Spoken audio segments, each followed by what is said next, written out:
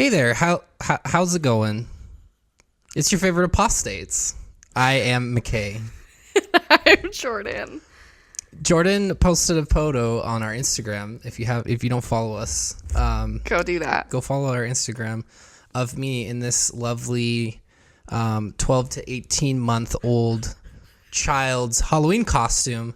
And our good friend Jen at XML Candles said that it should not be behind the scenes. It should be in the scenes. So here you go. Shout out Jen to this awesome little costume. Thank you. Oh, fuck. Okay, well, that was a dumb bit. Anyway, moving on from there, I just wanted to make a comment. I have put in a quality control sample order for some shirts and another very special item. So when those come in, if they are quality, I'll let you all know. Everything is ready to go other than that, so I'm just waiting on the quality control stuff. And then if it's acceptable, then we'll go ahead and set them out. So We didn't want to give you guys crap merch, so that's why we've been taking longer, because we wanted to make sure it was good quality. We've been hemming and hawing a lot over it. So finally, we just wanted to move forward and give the people what they want. So it's coming. So fear not, it's almost here. Like we said earlier this week, we wanted to talk about the world of Mormon influencers, which has a vast reach. Jordan put out a question thing on our Instagram, a question box, I guess. What do you call it? Question box? A question box thing. Yeah. So yeah, this was, you want to show them the vastness of this? You might be able to see my coloring page. This is on the back of a coloring page, but a full page of. This is 4 columns of Mormon influencers. So 4 columns. That's 3. 3 columns of Mormon influencers, the majority of which are either family vloggers on YouTube or on Instagram. Those are the primary places you will find them. So we're going to talk about some of those Mormon family vloggers. Family vlogging was essentially pioneered by Mormons. The Shaytards, like, I remember talking about or hearing about them. I never really watched them way back. I was watching Philip DeFranco back in like the 2010s, and he would talk about Shay Carl and things like that. So it's wild to think that they were the first ones to do this, especially because of the disdain that I feel for a lot of them now because of what they do.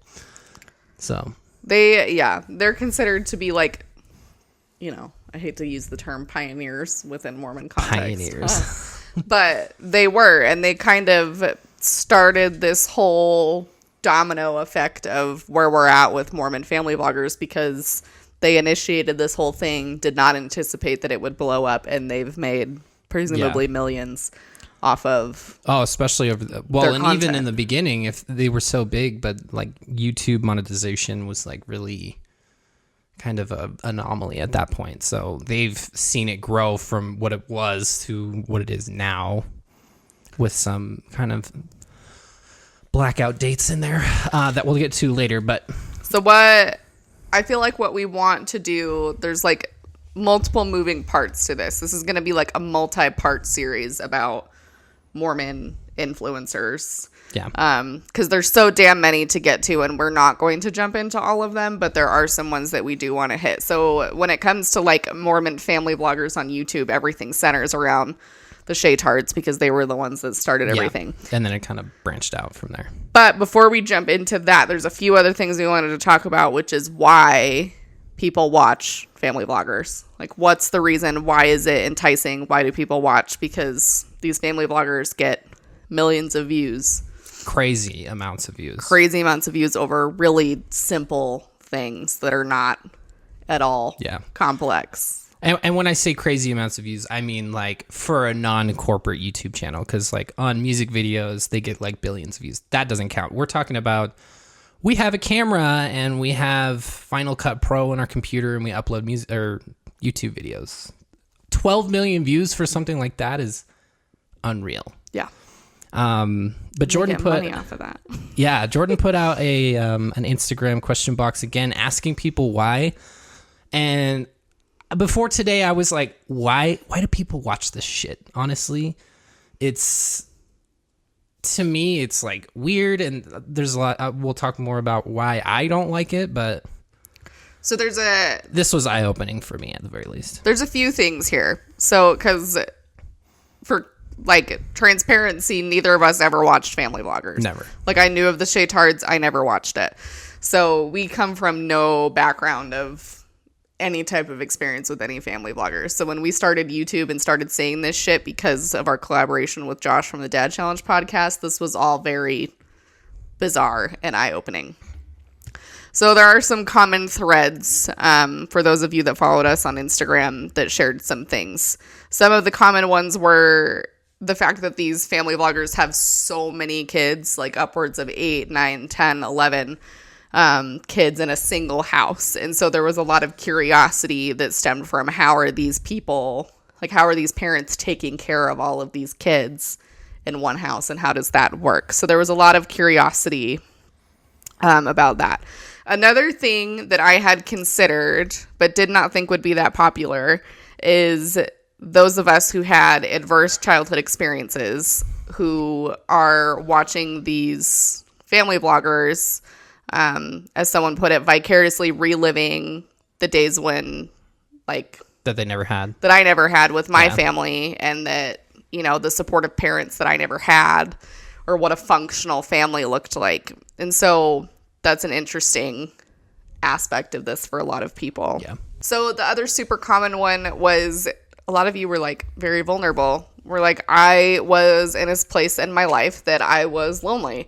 Like, either I was at college and I didn't have friends and I was far away from family. And so I felt like, Or like COVID and things like that. yeah, I was, you know, we're not seeing family members, or, you know, my family members aren't the most supportive. So it makes me feel like I have, you know, more of a supportive support system around me, you know? So there are some, I don't think it's like people watch family vloggers because they're bad people. That's not what we're saying by any stretch of the Probably imagination. are some people, and Josh from the Dad Challenge podcast talks about that, but Well, no, there was a lot of you that said you watched it because it's a dumpster fire. So yeah, it's like a replacement for reality TV if you don't have cable anymore. So. right, it's like a lot of this is super similar to the stuff that was on TLC over the last few years. Like, many of the family vloggers started out on TLC. Like, Jordan Page is one of the biggest Mormon family vloggers out there, and she started out being a couponer on extreme couponing.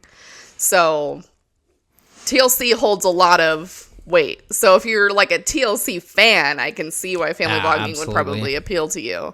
Yeah, it's crazy, and all those reasons, they're totally valid reasons. Just because I've never been in any of those situations, or I perceptively had a stable childhood, or whatever, doesn't mean that other people aren't the same as me. So now I'm like, okay, those are totally valid reasons to be watching those. Maybe with the dumpster fire and things, kind of bad, but that is kind of playing into some of the reasons why these families are like, it's not a good thing.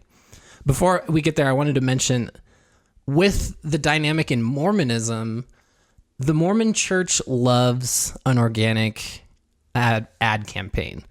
So it's advantageous to them to have these families in the public eye because it's basically a missionary opportunity. And you would be hard pressed to find one of these families and on any of their socials not find missionaries or something about their faith. Or some type of Mormon content or some connection. So, and the church runs ad campaigns every year for Easter, for Christmas, and Millions things like of that. dollars worth of campaigns. Yeah, and then on top of that, they have all of the members that are sharing things about the Mormon church, and they're nice things. Like, when at Christmas, they're like doing charity work or things like that. But it doesn't get across the point of all the bad things in Mormonism, which we've talked about before. It shows the shiny cover of Mormonism. Yes. Because none of these Mormon families are going to delve into the realities of what we've shared with you about what Mormonism is, because they don't perceive it that way, or they haven't experienced it that way. But, and if you followed us for a while, I've said this from the beginning. I don't doubt that there is a possibility of the church condoning this behavior with like huge Instagram influencers and people. Yeah. And having them sign NDAs saying, you know, we'll pay you a certain amount of money if you promote the church in an obviously extremely positive, organic fashion, and we'll pay you money. I don't doubt that that's happened. I wouldn't put that out of the realm of possibility for sure. And it sets them up to have this relationship with the church where they're like, yep, this is awesome. You know, we want you guys to be doing it more and things like that. And then everybody's like, look at this family. They're on YouTube. They're Mormon. Look how great they are because they're Mormon. Look how great their lives are. Look how great their lives are. They're so happy. Yeah. People want to watch them because they have the perfect family or seemingly the perfect family, even though it's kind of crazy or whatever. So there's that when things are going good. But if they start to diverge from the norm, it's so easy for them to flip onto the other side of the coin and be like, well, they're not really real Mormons. And that's kind of the dynamic. No true Scotsman kind of idea. That's kind of the dynamic of what we're going to get into here, is that we have Mormon it's like a spectrum of Mormon influencers. So you have most of the like family vloggers, the Mormon family vloggers on YouTube. They're going to I feel like pretty strictly align with Mormon teachings. Maybe some variations on things like the LGBTQ plus community and things of that nature. But for the most part, they're easily identified as Mormons and following the rules. Like, it's pretty obvious with the 8 passengers. With the Shaytards in their most recent video, they had a clip from the Mormon most recent general conference. And so they're pretty in line with Mormon teachings, and there's not a whole lot that they do that people are like, yeah. Wow. These ones, at least the big ones, are not really that far off base. As it's part of their brand identity, I feel like, especially for people like the 8 passengers, like their whole, and the Griffiths family, that whole thing, I feel like is a lot centered on Mormonism. Especially the 8 passengers, because her husband is a BYU professor. So he works for a church. Yeah, his university. His work is kind of contingent on him following the rules. So. Right. So with all of this, with family vloggers, you don't see too much incompatibility with Mormon teachings. But as we expand into this and dive into more influencers, you'll start to see a pattern of things that are along this kind of Mormon influencer spectrum, of some of them who initially might start out as super Mormon and sort of drift into Mormon adjacent, and then kind of land in, we're going to remove all of the things that kind of associate with us being Mormon, either because we're not, or we're phasing ourselves out, or it's not good for the brand. Yeah. And so that's kind of what we're hoping to dissect here in this little Mormon influencer series. So it's going to be nuts. So buckle up. Yeah. So if this is your first experience with us talking about Mormon family vloggers, we've done 2 videos prior on them. So you might know a little bit why we don't jive with them so much. So we talked about the Shaytards kind of being, like, if you're looking at a Mormon web, like a Mormon influencer web when it comes to family vlogging, it starts with the Shaytards, and then we start to kind of branch out.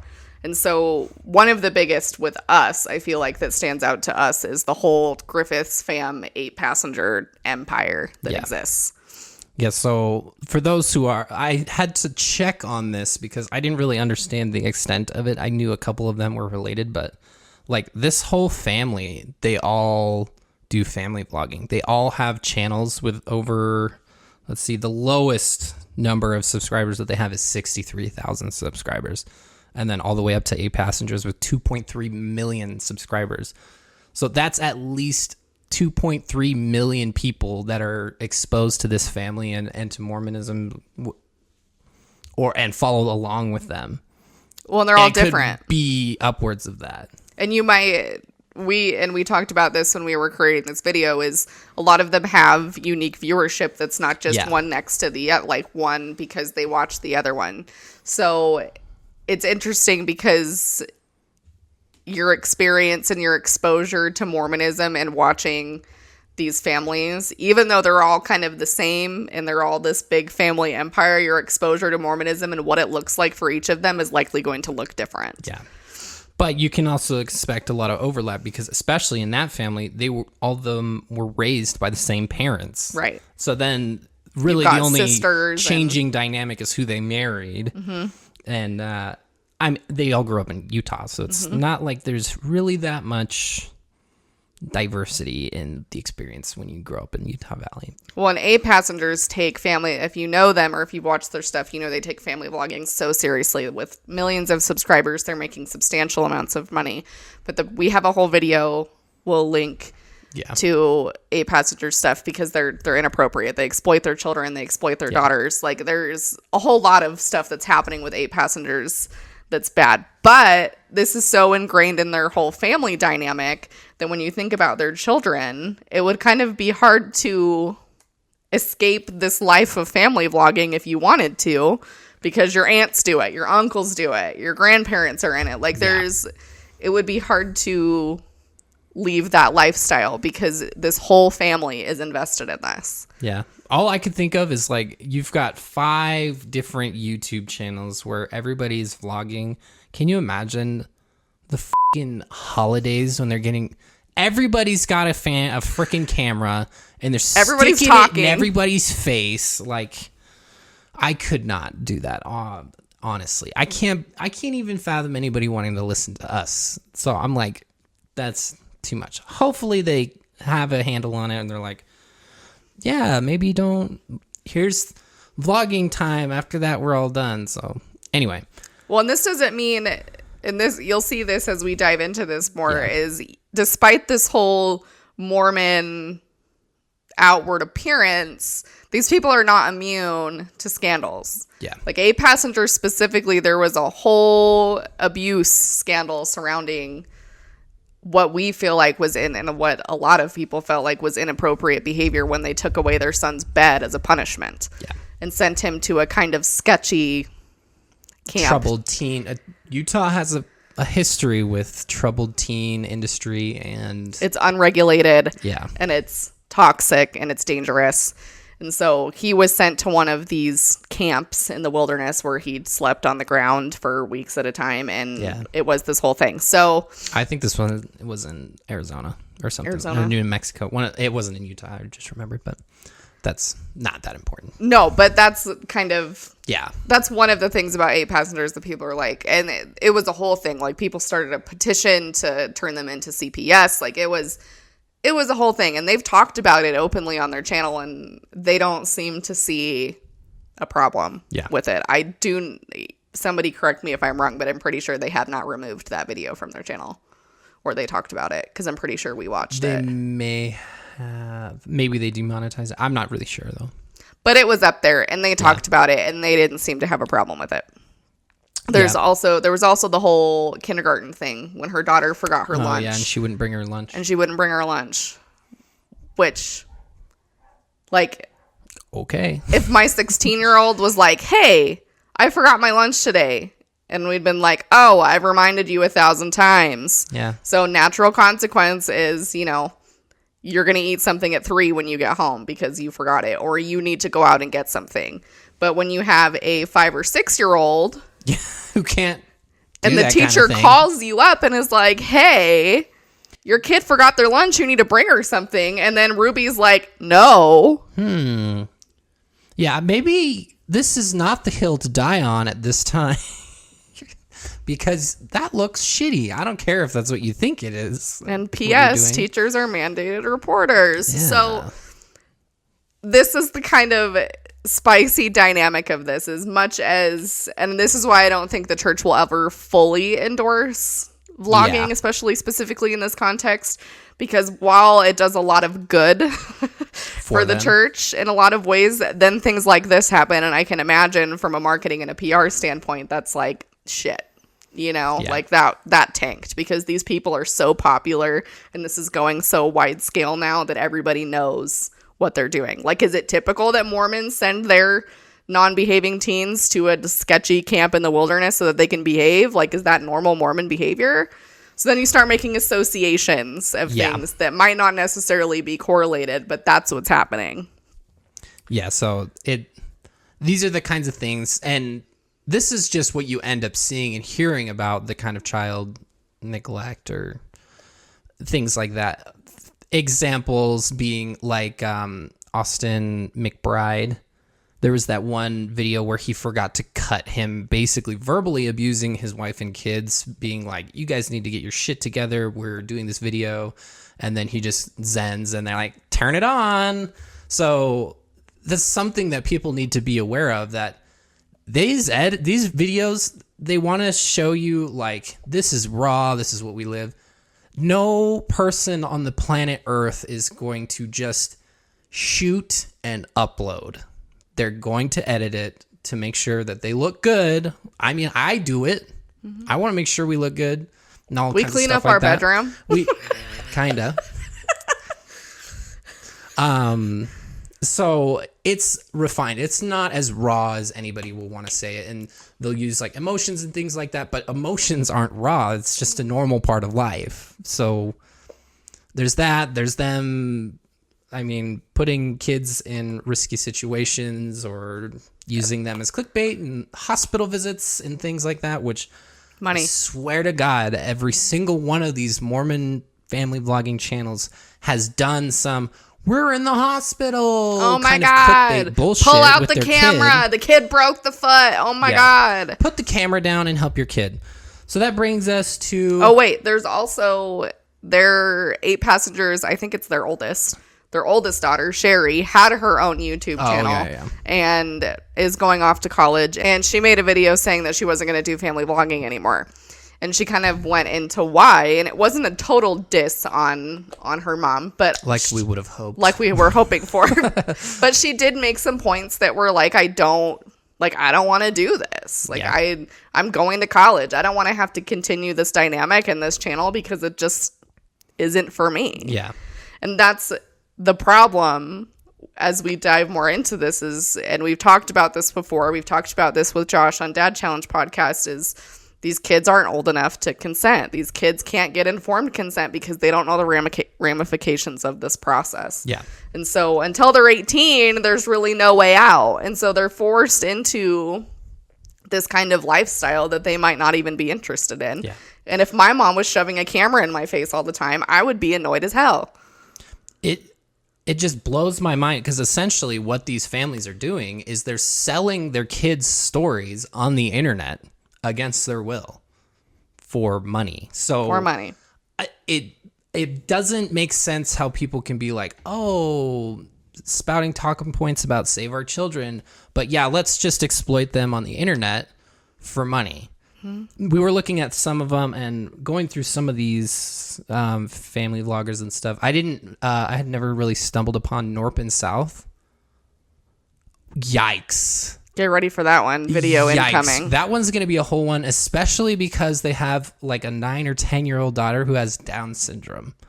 That is like double whammy for exploitation because we're taking a child who can't consent and then also one of the most like exploited populations of people who are vulnerable and I was like, oh, maybe it's this one video at the top. They're just kind of, no, they like center entire videos around her. It is. And it's inappropriate. Gross. It's inappropriate. Yeah. And there's other reasons that they're not okay that we're going to get into in a whole other video because they deserve it. Yeah. If you didn't know, Jordan was a special ed teacher. And she's pretty damn good. I have a degree in special education. I have an endorsement in severe and profound disabilities. So this is like my shit. So if you're doing stuff like this, I will come for you. Yeah. Like this is not, I will shred you. Yeah. Okay. Let's just make that clear. And my little addition, my uncle, who is well lived out his days as the doctors thought back then, has Down syndrome. I grew up around him. I've been around that my entire life. So I'm like, It doesn't take a rocket scientist to know that this is probably not all right. Anyway. And we'll dive into, I know people will be like, there's something to be said about disability awareness and sharing that and creating community for other people who are experiencing the same things. And I'm not saying that's bad at all. Yeah. But there's a line. And we have to talk about that line. When you get into making videos of your kid and the title of the video is "She Didn't Hate It This Much Last Time." A dental video of this child at the dentist. At the dentist. Like, that is a pretty vulnerable situation for your kid. So absolutely we want normalization of disabilities and things like that. There's a difference between education and being like, and a parent coming in and saying, okay, my kid went to the dentist last week and here's how their experience was and here's how I would have handled it differently. Here's things that worked well. Like, there's a difference between that and then displaying. Here's my child writhing around in the dentist's chair because she's having a really bad time and I'm sticking a camera in her face. There's a difference. Yeah, a huge difference. And then to add on top of it, here's a clickbaity title so that people will watch this. Yep. So that's another example. A very marked difference. And then I had never heard of these people. These people were new to me, but they also live in Utah. Their name is the Gardner Quad Squad, which is like a mouthful to say. They have 600,000 subscribers, which is it's not like 8 Passengers level, but it's still up there. Yeah. That's a lot of people. It is a lot of people. 600,000 people. So again, we have a Mormon family. Their whole thing is they have quintuplets. The 4 of them are all... Yeah. Which is a unique situation, which I understand. Yeah. And I think a lot of people have stumbled upon a video of theirs. I didn't even know that this was them, but the mom is like hidden away in the pantry trying to eat some Twizzlers. And she's like, I never get a second. And she like shows the kids under the door, like looking at her. I relate to that. It's funny, but I don't know if that was like their initial thing and they expanded on it, but now they have this whole channel, same thing, exploiting kids for money. But the kind of, we start to get an overlap between the Shaytards and these two when we start looking at inappropriate behavior of the fathers that are involved in these channels. Yeah. Like, this one is a little more spicy. Yeah. For sure. Like, if you don't remember, if you're not familiar, the Shaytards kind of took a hit because he was... Not to mention that their name is problematic, but... Yeah. I mean, it's about unitards, but still, it bothers me. Yeah. So... The Shaytards took a hit when a cam girl came forward saying that she was having an online sexual relationship with the father of the Shaytards and had documentation and screenshots and inappropriate video of this 3-month... And spank the monkey. In this 3-month interaction, okay? So that came out. They kind of toddled around it a little bit. And then he eventually made a statement saying... that he's always struggled with alcohol, and I don't know if he had recently relapsed or if he had been doing it for a while, but he said that he needed treatment and he needed to address the alcoholism. So I don't know if that was meant to be like an explanation of the behavior or to make it like less... Yeah, maybe kind of shift it. Which, I don't know. Either way. Alcoholism is definitely not some small problem. No, and we're not trying to shit on that. I'm happy that the dude went to treatment, and I hope he's sober. Yeah. But...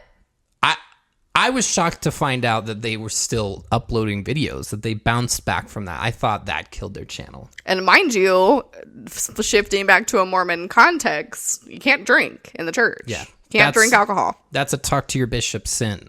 Yep. Not just that, but also taking a video of yourself and sending it to a cam girl. No porn. Guys, I don't think there's a woman that wants to see it. No, just don't do that. Just don't do that. Save yourself some trouble. Yeah. He probably would have saved himself a lot of trouble if he hadn't sent So the video. that's the problem when you get big on things like YouTube and when you're held to the standards of a very high demand religion. Yeah. And you make mistakes like we all do, but with how rigid the structures and rules within Mormonism are, and then you have this brand identity that's completely tied to Mormonism, and then you F up like on a major scale. and it's a whole publicity nightmare. And these two things are tied together. It's going to tank you, because not only are people like, okay, dude, that's like shitty, but then people are like, you're Mormon. And especially if a lot of their fan base and the people that are watching them are Mormon, they're looking at that and going like, dude. Yeah, something like that. Oh, man. I would imagine that they had a lot of unsubscribing happening from devout Mormon people who were their fans. Well, and can you imagine, while, I mean, this is playing out in their real life, and so assuming they are still attending church at this time, the scandal coming out and all of this was happening while they were going to church every Sunday, presumably. Yeah. And so the dynamics that would create in your social situations and in your support system and your neighbors, and like, I can't imagine the awkwardness that would create, because even if they moved somewhere else, people know who they are, especially within Mormonism, because they're so popular. So it would be extremely difficult to run from something like that. Oh, yeah. Just imagine, like, oh, Brother Carl got released from his calling. That's kind of odd. Nobody was really expecting that. And then somebody fires back, oh, yeah, that's because he sent a video of himself wanking to a cam girl. Like, that's not a dynamic that you have in a normal ward where people just know things like that. No. Mormons live for gossip. So if something like that came up, oh my gosh. Just served up on a silver platter. Like, it would be like wildfire. What the tabloids are saying about Brother Carl. Like, geez. And then it puts the church in a weird position, because then they're like, do we have to address this on a local level? Like, do we draw attention to ourselves, or do we correct this, or do we just let it be? Because the church has $1 million marketing and PR department, and they handle negative publicity like you've nobody's never seen. Business. It is a science, and they have perfected it. And so when these kinds of things happen, I would love to see what type of things go on at Mormon headquarters when this type of shit comes up. Oh, yeah. But leading us back to the squad, the fort, the whatever. Gardner Quad Squad. Whatever the hell. I was thinking Quad Squad. Do they do four-wheeling? That would be sick. This is also cool, but like in a more child exploitation-y way, where they've got quadruplets that they're just putting on display. Their initial, these guys are Mormon pretty outwardly. I mean, they look like your traditional Mormons. They live here in Utah. People have seen them. They're like the mom and dad relationship, and I don't know their names because I don't care. So people that if you're going to correct me in the comments, I really don't care. I know Ruby because we've talked about her before. Yeah, and she's wild. But these two, I don't know their names. So the dynamic between the two of them was they met when the mom was 13 and he was 19. So that's gross. That's not okay. I think in the layman term for that is grooming. If I were to venture a guess. Icky. That's more and remember, they're mainstream Mormons. That's more fundamentalist Mormon behavior. That's yeah. That would be normal in the Warren Jeffs sect and things like that. But that's not in normal mainstream in Mormonism. Mormonism. That's odd. For this time. Yeah. 200 not years Joseph ago. Smith's time, but now. Not weird. So there's that kind of weird dynamic between the two of them. And then this dude gets busted online. I can't remember who figured it out, but somebody figured out that he was messaging 12-year-olds and having inappropriate conversations with 12-year-olds over Instagram. And these were screenshotted and sent and documented, and he was being inappropriate. I've seen the screenshots. Anytime a 40-year-old is having a conversation with a 12-year-old over the internet. He fucking knew it too. He was sending those picture messages and Instagram that disappear. He thought he was so fucking sly. Nah, and then he got busted for liking all these 12-year-olds. People were following his account and what he was liking, and that might have been, I don't know how long this was ago, that might have been when you could see what people were liking on Instagram. Oh, the little sleuthy page on there. That old feature. And so there's a bunch of screenshots of photos that he liked of underage girls. Girls, liking pictures of girls. And this is a 40-year-old man who does have 4 women, 4 girl children of his own, to make matters more gross. And so he got busted for that. Then there also was some back and forth about whether or not he had an Ashley Madison account. So some potential opportunities for actually cheating, and then maybe with an adult. That's Ashley Madison typically is not with underage girls. Yeah. But it seems like that isn't really his target audience. No, it's not. So, and that was sus that I heard from different forums on Reddit. So that's not confirmed, but icky. It's gross. Icky. This is a guy who wears the Mormon garment, who went to the temple and swore to God and angels that he would never have any sort of sexual relations with anyone that wasn't his lawfully wedded spouse. Yeah, and that kind of includes kid. Like, you can't do kids either. This is after hearing that God will not be mocked. So Shaytards squad, stupid. Put them together. Got some similarities going on. Yeah. So, and those are just notable. Yeah, it's just interesting. Both kind of gross behavior. Maybe there's like some sort of reason why they would be like sexually repressed. I don't know. It's weird. That's a conversation for another day. If you followed us for a while, we've gotten into that a little bit. Because remember, all of that is against Mormon rules. So if these families are truly holding themselves to Mormon standards, no porn, no relationships outside of marriage, no swinging, no, like, nothing of any of that spectrum. Yeah. So the other thing that we're going to get into as we dive more into this that I'm super excited about is the relationship between Mormons and MLMs, multi-level marketing companies. So a lot of you guys have asked us about this, and with the emergence of the LuLaRoe documentary, Lula Rich, everybody, like, they busted this shit wide open. And this has been happening for a long, long time. And LuLaRoe is not the only company who's running like this. But the interesting thing about LuLaRoe was it was started by Mormons. Yeah. And they preyed on vulnerable Mormon women who were staying home in the traditional Mormon family gender roles. And so I'm excited to get more into this. Because there is, with the ones we've talked about today, like with 8 passengers and with the Shaytards, I don't see any obvious MLM connections.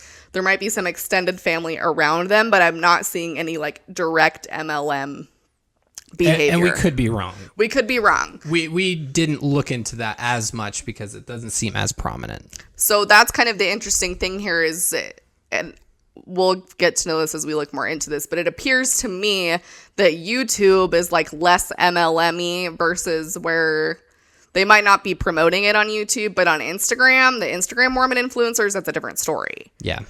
And who were one of those? Was it Bonnie? Or was it the Quad Squad people? Quad Squad lady. She sells Senegence, or which I'm pretty sure is LipSense.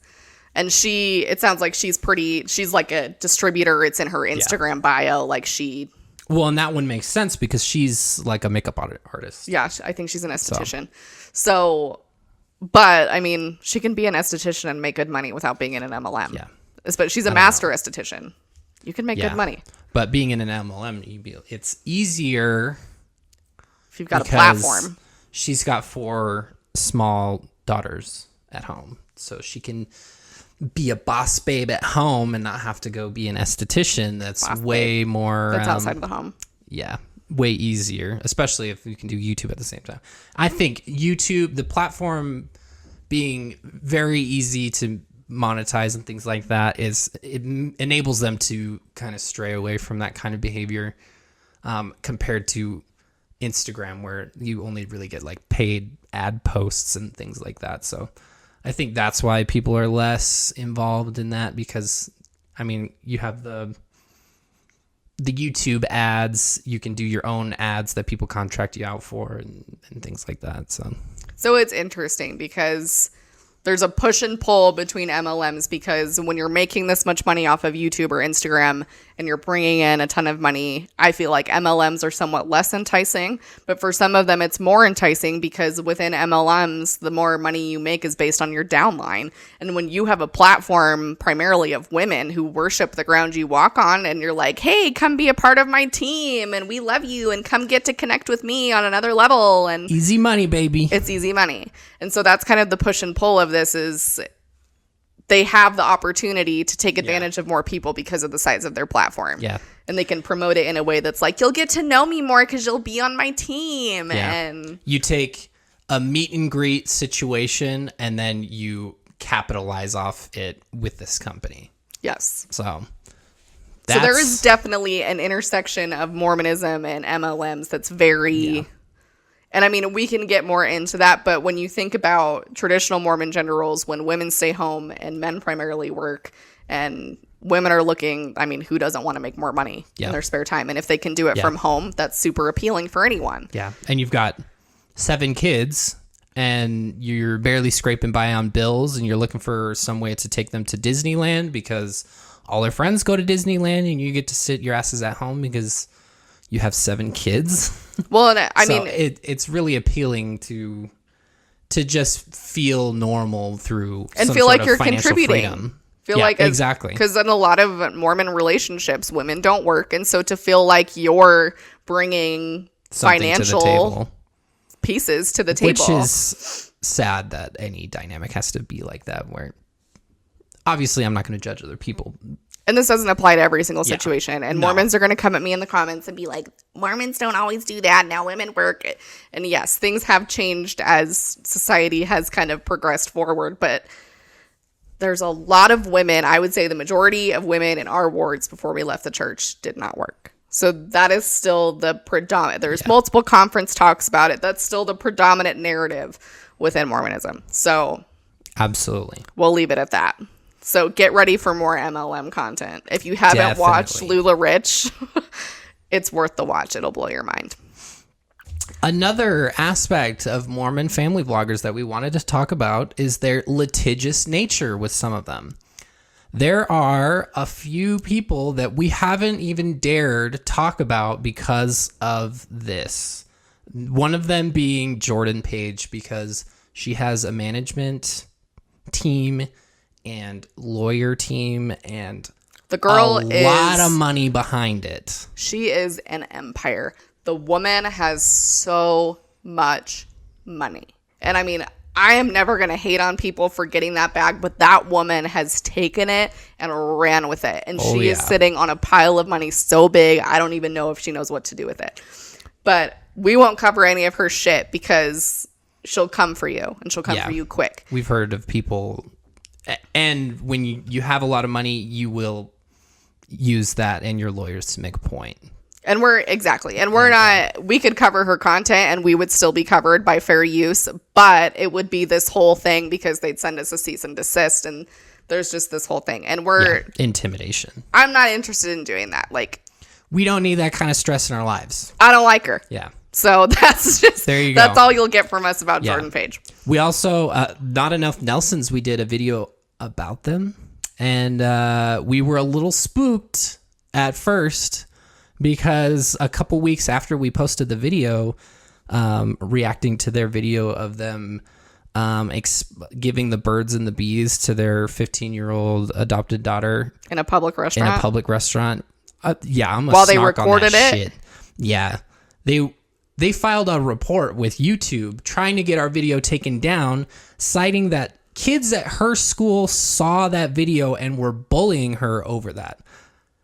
We had like 15,000 viewers. Like, it was minimal. That is not true. I can almost guarantee it. If it were, how the hell is that my fault? Because I reacted to a video that she posted. So that's pretty ridiculous. That's Nothing the tea. Came of it. That's the tea. Yeah. So thank you. Because when that happens, YouTube sends you what they said. Yeah. So we got to read what she said about our video. Whole report. We got the whole thing. So, which was really special. But YouTube didn't do anything because we're not violating any rules. We're not breaking any laws. We're not doing anything. How the hell am I responsible for somebody else bullying your kid, allegedly. Because you put the damn video on YouTube. Yeah. Are you telling me that they didn't see that video first? Come on. Like, really? Come on. Really? So that's the kind of thing that this stuff generates. Stay mad, honestly. I don't care. It's ridiculous. We'll probably continue on videos with them because they don't seem... If she didn't do such inappropriate, gross things, then I would be less likely to cover it. We'll probably, if you want to watch that, you can do that. It was just an inappropriate situation. Absolutely. On the whole. And if you don't want that kind of thing going around your kid's school, then maybe shouldn't be the one posting it. It's absolutely easy. How much do you guys know about my son? How much do you guys see of my son? Nothing. No. So how are you going to bully him over shit like that? No. So that's kind of where we're at for today. There's our little overview. Our little overview of the Mormon family. And obviously there are more out there. There's like Brooklyn and Bailey. We didn't even list all of there's like the Griffith family vlogs are related to Jared and Ellie, are related to the Mike Daru Cells, fam, whatever. Bucket List fam. I think I didn't realize that they had individual channels for their children, but they're more of an Instagram thing anyway. They're trying to separate themselves from the whole Mormon thing, though. But yeah, we have a whole ass list, and obviously we're not going to get to all of these, and obviously there's some Mormon influencers that are out there that I don't feel are problematic and aren't using, like, people have shared, I think her name's Shannon Tripp. There are some people out there that just happen to be Mormon and influencers because they're providing some level of content that I feel is helpful, or they're just like genuinely good people that aren't doing anything problematic. And I'm not going to cover that because that's not like, I'm not going to hate on those people just because they're Mormon. Like, there are good Mormons out there that are just doing their things. Like, you being Mormon doesn't inherently mean we're going to cover you as a shitty Mormon influencer. Like, that's not what we're doing. If you're problematic and you're doing sketchy shit, then hell yeah, we're going to put you on blast. But especially if you're exploiting your kids, it's really easy not to do. It's really easy to avoid this. If you don't want people to shit on you on the internet, then don't do stupid things. Yeah. You can be like, if you're really not that interesting that you have to have your kids in your vlogs, like, there's your sign. Maybe this isn't for you. So this is just the tip of the iceberg. We obviously have plenty more to cover, and we're kind of looking to organize. I'm hoping to get more in our next video. I'm hoping to get more into the Instagram Mormon influencers because there's some tea about those ones, and I have some good tea about some in particular that's been shared with me anonymously. So that being said, there's more to come, and if you want to see one of them specifically, or if you want us to cover one of them, that I'm sure there's more that's on my list here, drop it in the comments. Let us know. Yeah. This is going to be pretty interesting. I don't know when we'll do maybe next Friday if we have time, or Tuesday. I think that's what we'll shoot for. Anyway, this is going to be fun. If you want to, Jordan will probably be checking in with people more often on our Instagram. So follow us over there at Jordan and McKay. You can find us on TikTok at Jordan and McKay as well. You can converse with us a little easier on Discord. I've been neglecting being on Discord, so shout out to the Discord. If I haven't seen you can add us. We're in there. So if you want to chat with us, then we love you guys. Yeah, come in there, hang out. And our patrons. Shout out to the patrons. If you are watching this tomorrow, we'll be having our Halloween top tier patron Zoom meeting of the month. I'm going to be dressing up maybe as a dinosaur. Maybe you'll be surprised. I don't know what I'm doing. Check that out if that's something you're interested in. And if I get those samples soon, maybe I'll have Jordan put them on the story, kind of a little preview. So stay tuned on Instagram because you get more updates. Plus, I ask lots of questions on Instagram for feedback for videos.